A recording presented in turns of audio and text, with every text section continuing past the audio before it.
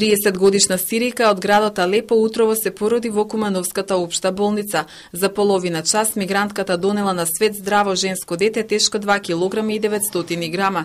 Новороденчето е 6-то дете во семејството.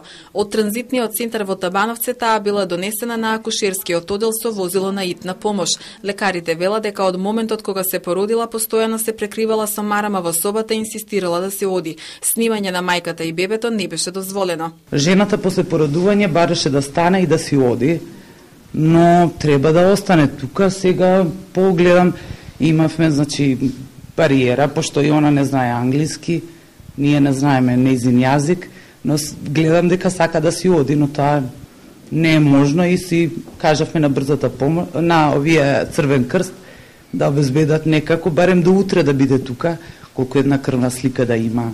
Од почетокот на бегалската криза, ова е прв случај на породување на мигрантка во Кумановската болница. Досега и други бремени жени од земјите на Блискиот Исток доаѓале тука на преглед, но најчесто биле испраќани на клиниката за гинекологија во Скопје.